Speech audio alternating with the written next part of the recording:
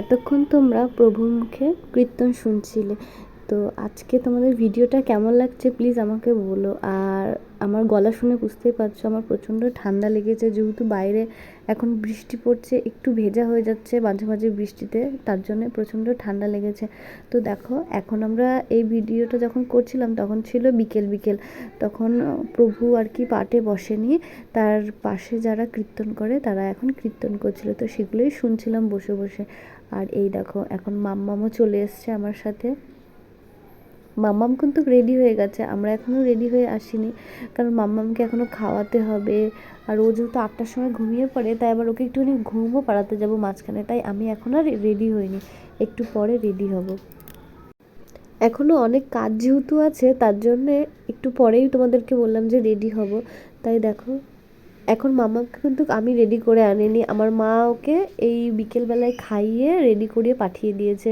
আমি ওকে 8টার সময় আরেকবার খাওয়াবো, খাইয়ে টাইয়ে তারপরে আমি রেডি হয়ে একবারে বসবো, যেহেতু পাঠ অনেকক্ষণই হবে, প্রায় রাত্রি 10টা-11টা পর্যন্ত, তার জন্য এত তাড়াতাড়ি আর রেডি হয়নি। এই সকালের যে শাড়িটা পরেছিলাম সেটা পরেই এখন আমরা একটুখানি গান শুনছিলাম। এরপরে দেখো আমি রেডি হয়ে চলে আসবো, তো তোমরা ভিডিওটা দেখতে থাকো। তো দেখা গেল ওই দূরে একটা গাছেতে আটকে আছে ভূত, তাকে নামানো হলো। সেই ভূতকে বলে এই তুই সবার আগে আগে চল। তো কোনো একটা ভূত আবার মোটা ছিল, যেভাবে চলতে চলতে চলতে চলতে পথেই দাঁড়িয়ে গিয়েছে। ভোলেনাথ বলছে আবার কেউ মিসিং হয়ে গেল নাকি, একজন কম কেন? সেই মোটা ভূতটাকে আবার কোথা থেকে তুলে আনা হলো, সেই মোটা ভূত ভোলে বাবার দলেতে সামিল হলো। তারপরে কি হয়েছে দেবর্ষি, হে প্রভু, হে ভোলেনাথ, আপনার অসম্মানকে সহ্য করতে না পেরে মা সতী তিনি শরীরকে শরীরকে পরিত্যাগ করেছে।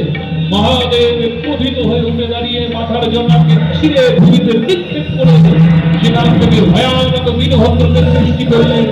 বীরভদ্র অসংখ্য হস্তে খড়গ ধারণ করে মহাদেবের চরণের সম্মুখে প্রণাম করে বললেন প্রভু কি আদেশ আছে? মহাদেব বললেন যাও বীরভদ্র, এই মুহূর্তে গিয়ে দক্ষকে বিনাশ করে যাও, চোখকে নষ্ট করে দিয়েছে। বীরভদ্র তিনি খড়গ হাতে নিয়ে ঘোরাতে ঘোরাতে উত্তর দিকে যাত্রা করলেন। বীরভদ্র আসলে পরে ভূকম্পিত হতে লাগলো, সমস্ত উত্তর দিক ধুলায় ভূষণিত হয়ে গেল। দক্ষ দূর থেকে ধুলা উঠতে দেখে দক্ষের হৃদয়ে উত্তর বেড়ে গেল। এমন সময়ে বীরভদ্র অনুচরদেরকে নিয়ে প্রবেশ করে গেল দক্ষের ভবনে। যারা যারা বাধা দিয়েছিল তাদের বুকেতে পদাঘাত করতে করতে বীরভদ্র তিনি দক্ষের সম্মুখে চলে আসলেন। ভৃগু ঋষি দক্ষকে রক্ষা করবার জন্য অগ্নিতে আহুতি দিলে বীরভদ্র গিয়ে ছুটতে ছুটতে বীরভদ্র দক্ষের সেই পূজারী ভৃগুর মুখ থেকে দাড়ি গোটে ছিঁড়ে ফেলল। রক্ত নির্গত হয়ে গেল, ভৃগু সেই মুখ নিয়ে পিছিয়ে চলে গেল। ভগ নাম দেবতা আসলো, সেই ভগ দেবতাদের দুই নয়নকে উপরে তুলে যজ্ঞের মধ্যে আহুতি দিয়ে দিল। কুষা নামে দেবতারা আসলো, সেই কুষা দেবতার মুখ থেকে দাঁতের পাটি খুলে ফেলে দিল। অন্তিমে বীরভদ্র তিনি দক্ষের বক্ষের ওপরেতে বসে তার সেই তীক্ষ্ণ ধার খড়গের দ্বারা দক্ষের শরীর থেকে মুন্ডকে ছিন্ন করে সেই মুন্ডকে প্রজ্বলিত অগ্নির মধ্যে আহুতি দিয়ে দিল।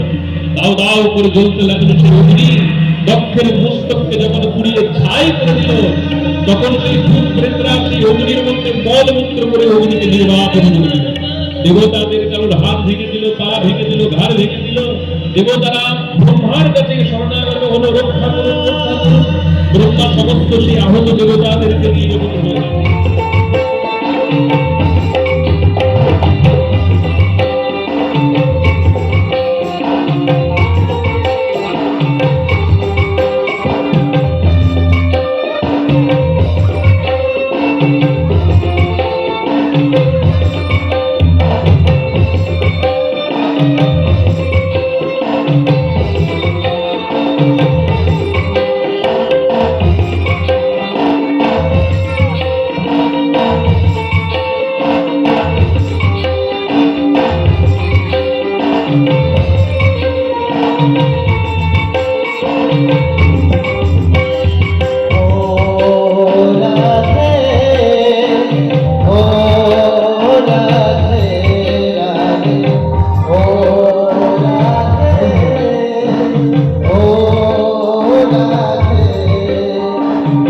রাবণের যত সখী ও যমুনাই যাই ছুটি ছুটি